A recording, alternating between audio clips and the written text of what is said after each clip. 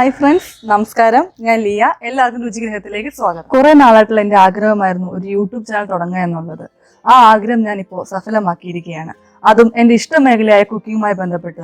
ഞാൻ ഒറ്റയ്ക്കല്ല, എൻ്റെ കൂടെ എൻ്റെ ഡാഡിയും എൻ്റെ ഹസ്ബൻഡും കൂടെ തന്നെയുണ്ട്. ഒപ്പം നിങ്ങൾ ഓരോരുത്തരും എൻ്റെ കൂടെ ഉണ്ടാവുമെന്നും നിങ്ങളുടെ പ്രാർത്ഥനയും സപ്പോർട്ടും കൂടെ ഉണ്ടാവുമെന്നും ഞാൻ വിശ്വസിക്കുന്നു. ഇന്ന് നിങ്ങളുടെ മുമ്പിൽ ഞങ്ങൾ പ്രസന്റ് ചെയ്യുന്നത് ഒരു റെസ്റ്റോറൻറ്റ് സ്റ്റൈൽ ചില്ലി ബീഫാണ്. യാതൊരുവിധമായ കളറും കെമിക്കലുകളും ഒന്നുമില്ലാത്ത ഒരു റെസിപ്പിയാണ് ഇത്. അപ്പോൾ നിങ്ങൾ എല്ലാവരും ഡാഡിയുടെ റെസിപ്പി ട്രൈ ചെയ്ത് നോക്കണം. തീർച്ചയായും നിങ്ങൾക്ക് ഇഷ്ടപ്പെടും. ഇഷ്ടപ്പെട്ടാലും ഇല്ലെങ്കിലും ഞങ്ങളെ നിങ്ങളുടെ ഫീഡ്ബാക്ക് അറിയിക്കേണ്ടതാണ്. അപ്പോൾ ഒട്ടും സമയം കളയണ്ട, നമുക്ക് റെസിപ്പിയിലേക്ക് പോവാം.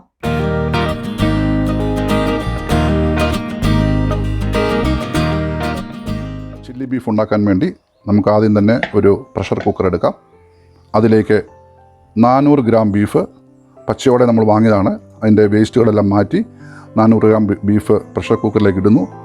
അതിലേക്ക് 1 ടേബിൾ സ്പൂൺ സോയാ സോസ് ഒഴിക്കുന്നു. തുടർന്ന് ആവശ്യത്തിന് ഉപ്പ് അതിലേക്കിട്ട് ഒരു 500 ml വെള്ളം അതിൽ ചേർത്ത് ഇത് കുക്ക് ചെയ്യാൻ വേണ്ടി നമ്മൾ സ്റ്റൗവിലേക്ക് കൊണ്ടുപോവുകയാണ്.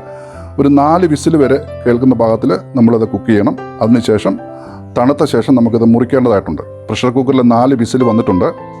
ഇറച്ചി നല്ലപോലെ വെന്തിട്ടുണ്ട്. എക്സസ് ഉള്ളതായ വെള്ളം നമുക്ക് ഒഴിച്ച് മാറ്റിക്കളയാം. അതിനുശേഷം ആ ഇറച്ചി തണുത്തതിന് ശേഷം ചെറിയ പീസായിട്ട് ഏതാണ്ട് ഈ ലെവലിൽ മുറിച്ചെടുക്കണം. കനം കുറഞ്ഞ പീസുകളാണ്.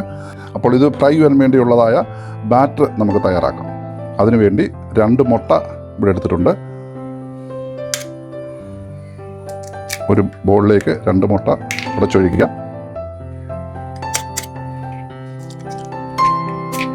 ഒരു വിസ്ക് ഉപയോഗിച്ച് നല്ലതുപോലെ ബീറ്റ് ചെയ്യാം.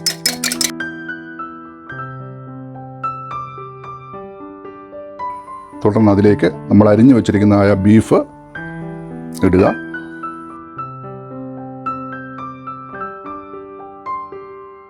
തുടർന്ന് 2 ടേബിൾ സ്പൂൺ കെച്ചപ്പ് ഒഴിക്കുന്നു.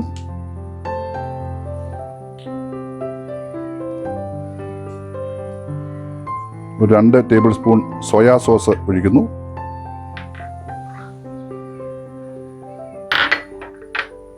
ഒരു ടേബിൾ സ്പൂൺ ചില്ലി സോസ് നമ്മളതിലേക്ക് ചേർക്കുന്നു. തുടർന്ന് പെപ്പർ, ഒരു 1/4 ടീസ്പൂൺ പെപ്പർ അതിലേക്ക് നമ്മളിടുന്നു. 1/4 ടീസ്പൂൺ പഞ്ചസാര അതിലേക്ക് ചേർക്കുന്നു. 3 ടേബിൾ സ്പൂൺ മൈദ അതിലേക്കിടുന്നു. ഒരു 2 ടേബിൾ സ്പൂൺ കോൺഫ്ലവറിൻ്റെ പൗഡർ അതിലേക്കിടുന്നു.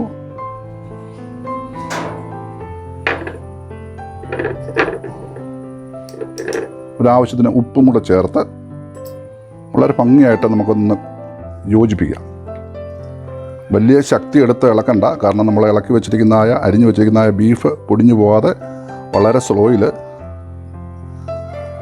കൈകൊണ്ടത് ഇളക്കി നല്ലതുപോലെ യോജിപ്പിക്കാം.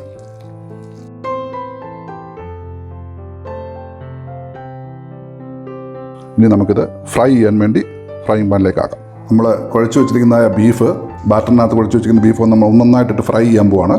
എണ്ണ ചൂടായിട്ടുണ്ട്. അതുകൊണ്ട് ഒരു 300 ml എണ്ണ നമ്മളിതിൽ ഒഴിച്ചിട്ടുണ്ട്.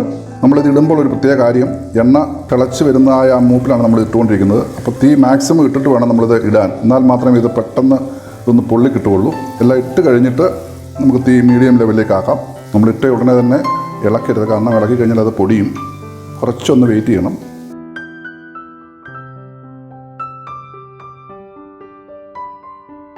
നമുക്കിനിതൊന്ന് മറിച്ചിടാം.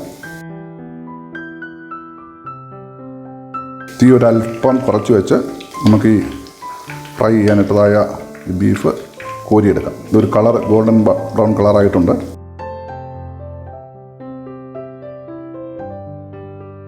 ശരിയാണ്, ചില്ലി ബീഫ് അതിൻ്റെ ഫൈനൽ സ്റ്റേജിൽ എത്തിക്കഴിഞ്ഞിരിക്കുകയാണ്. അതിലേക്ക് നമ്മൾ വറുത്ത് വെച്ച എണ്ണയിൽ നിന്നും ഒരു 4 ടേബിൾ സ്പൂൺ എണ്ണ നമ്മുടെ പാനിനകത്തേക്ക് ഒഴിക്കുന്നു. പിന്നെ നമുക്ക് ഇഞ്ചി ചേർത്ത് ഒന്ന് ഇളക്കി, ഒരു പച്ചച്ചോവ മാറുന്ന വരെ ഇഞ്ചി നമുക്ക് ചേർത്ത് ഇളക്കാം.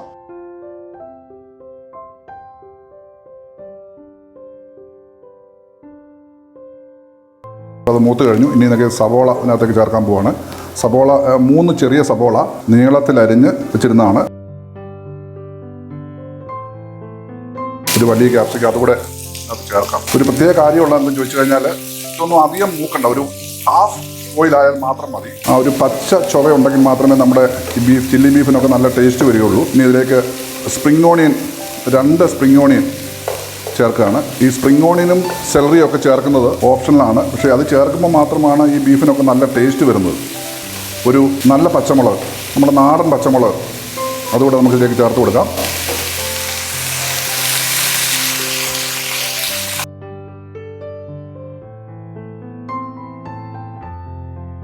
നമ്മുടെ സവോളയൊക്കെ ഒരു ഹാഫ് ബോയിലായിട്ടുണ്ട്. ഇനി അതിലേക്ക് തീ വളരെ കുറച്ച് വെച്ചിട്ട് ഏറ്റവും ലോയിൽ വെച്ചിട്ട് നമ്മൾ എടുത്തു വെച്ചിരിക്കുന്ന നമ്മൾ വറുത്ത് വെച്ചിരിക്കുന്ന നമ്മുടെ ബീഫ് അതിലേക്ക് ഇടുകയാണ്. Tomato ketchup 2 tablespoon. ഇതിൻ്റെ ഈ ലാസ്റ്റ് മിക്സറാണിത്. 1 tablespoon soya sauce, 1/2 tablespoon chilli sauce. നമ്മളിതൊക്കെ ആദ്യം ബാറ്റർ ഉണ്ടാക്കുന്നവരെ ഇട്ടതാണ്, പക്ഷെങ്കിലും ഇതിൻ്റെ മസാലയിലൊക്കെ പിടിക്കാൻ വേണ്ടിയാണിത്. 1/2 ടേബിൾ സ്പൂൺ ഇട്ടു. ഇനിയും പെപ്പറുണ്ട്, ഒരു 1/4 ടീസ്പൂൺ പെപ്പർ. അതുപോലെ തന്നെ ഇതിൻ്റെ നമ്മുടെ ടേസ്റ്റൊക്കെ ഒന്ന് ബാലൻസ് ചെയ്യാൻ വേണ്ടി ഒരു 1/4 ടീസ്പൂൺ ഷുഗർ കൂടി ഇടുകയാണ്.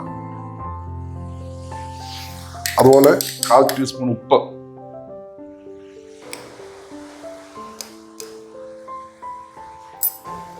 നമുക്ക് ഇളക്കി മിക്സ് ചെയ്യാം.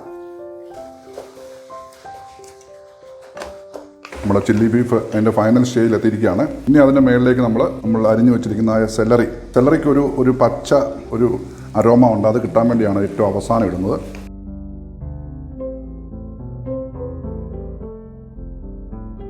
നമ്മുടെ ബീഫിന് ഒരു മിനുക്കം കിട്ടാൻ വേണ്ടി 1 ടീസ്പൂൺ കോൺഫ്ലവർ പൗഡറിനകത്ത് 2 ടേബിൾ സ്പൂൺ സാദാ വെള്ളം ഒഴിച്ച് കലക്കി വെച്ച മിശ്രിതമാണിത്. അതിലേക്ക് നമ്മൾ ചേർക്കുകയാണ്.